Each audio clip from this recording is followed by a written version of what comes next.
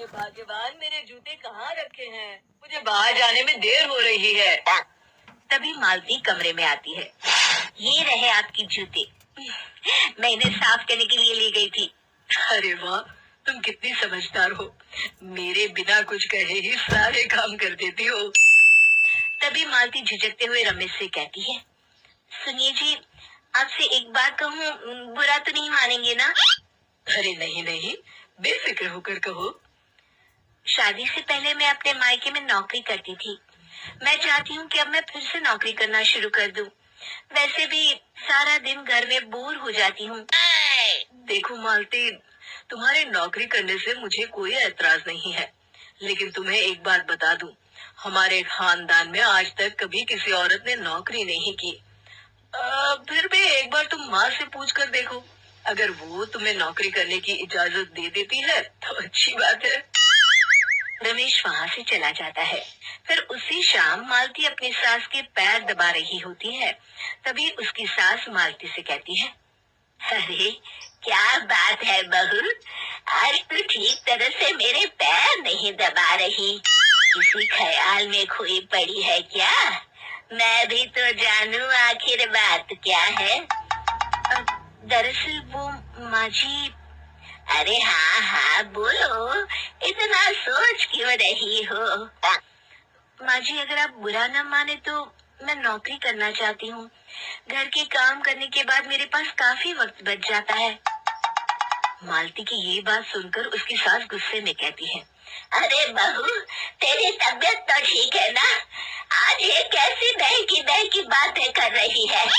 भला हमारे खानदान में आज तक कभी किसी औरत ने नौकरी की है जो तू नौकरी करने की बात कर रही है? अरे बहू, तू क्या रिश्तेदारी में हमारे नाक कटाना चाहती है?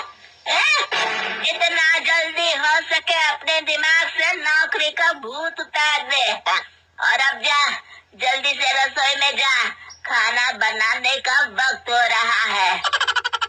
मालती मन मार कर खाना पकाने के लिए रसोई घर में चली जाती है। अगले दिन, नमस्ते माँ जी, कैसी हैं आप? अरे आओ आओ दिवाकर बेटा, बैठो, मैं तुम्हारे लिए चाय मंगाती हूँ। बहू, जरा एक कप चाय तो लेती आना। फिर दिवाकर एक फाइल खोलकर मालती की सास के सामने रख देता है। ये देखिए माँ जी, ये है पिछले महीने का हिसाब और ये रहे मुनाफे के रुपए। एक बार हिसाब देख लीजिए और इन कागजों पर अपने दस्तखत कर दीजिए। अरे दिवाकर बेटा, मैंने भला आज तक कभी तेरा हिसाब देखा है जो अब देखूंगी? ला बता, कहाँ दस्तखत करूं? तभी मालती चाय लेकर वहाँ आ जाती है और अपनी सास को बिना कागजातों को पढ़े इस तरह लापरवाही से दस्तखत करते हुए देखकर हैरान रह जाती है। अच्छा माँ जी, अब मैं चलता हूँ, फैक्ट्री में बहुत काम है। फिर दिवाकर वहाँ से चला जाता है।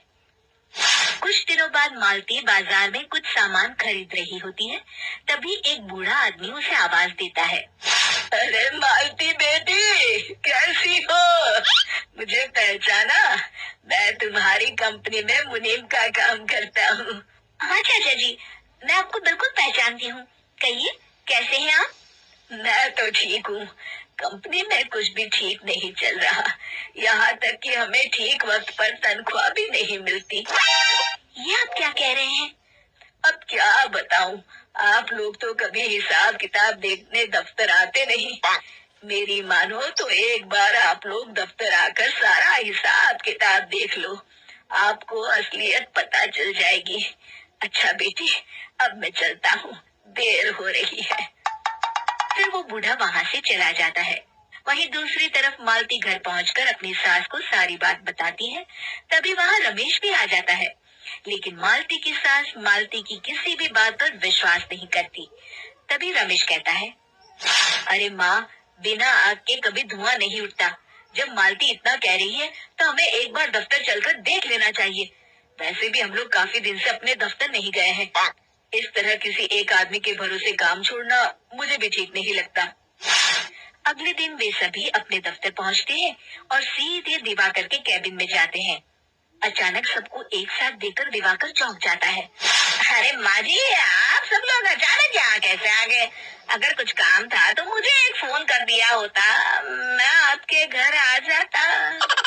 तभी मालती की सास कहती है, अरे दिवाकर बेटा, आज मैं हिसाब देखने दफ्तर आई हूँ। जरा मुझे पिछले 6 महीनों का हिसाब दिखाना तो बेटा। दिवाकर घबराते हुए हिसाब की फाइल मालती की सास को देता है। मालती की सास फाइल लेकर मालती को देती है और कहती है, ले बहू, देख ले हिसाब। मालती फाइल को बड़े गौर से देखती है और अगले ही पल उसे सारी गड़बड़ी समझ में आ जाती है। वो अपनी सास से कहती है, माँ जी, मुनीम चाचा बिल्कुल सही कह रहे थे। हमारी कंपनी में पिछले 6 महीनों में जितना मुनाफा हुआ है, हमें उसका आधा पैसा भी नहीं मिला। यूँ समझ लीजिए कि 1 रुपये में सिर्फ चवन्नी ही हमारे हाथों में आई है। मालती की बातें सुनकर मालती की सास गुस्से से दिवाकर को पूछती है, क्यों दिवाकर, मेरी बहू जो कह रही है वो सच है? दिवाकर समझ जाता है आज उसका भांडा फूट चुका है। वो गिड़गिड़ाते हुए कहता है, मुझे माफ कर दीजिए माँ जी, मैं पैसों के लालच में अंधा हो गया था। अरे वाह दिवाकर, तू तो एक नंबर का चोर निकला। इतने दिनों से मैं तुझ पर आंख बंद करके भरोसा करती रही और तू मुझे ही चुना लगाता रहा। अभी के अभी निकल यहाँ से और दोबारा अपनी शक्ल मत दिखाना। दिवाकर वहाँ से भाग जाता है। मालती की सास मालती को शाबाशी देते हुए कहती है, बहू, आज मैं समझ गई कि पढ़ाई लिखाई हमारी जिंदगी में कितनी जरूरी है। मैं बहुत किस्मत वाली हूँ जो मुझे तुझ जैसी बहू मिली है। शिक्षा, पढ़ाई लिखाई का इस्तेमाल सही जगह करके हम दुनिया में बहुत कुछ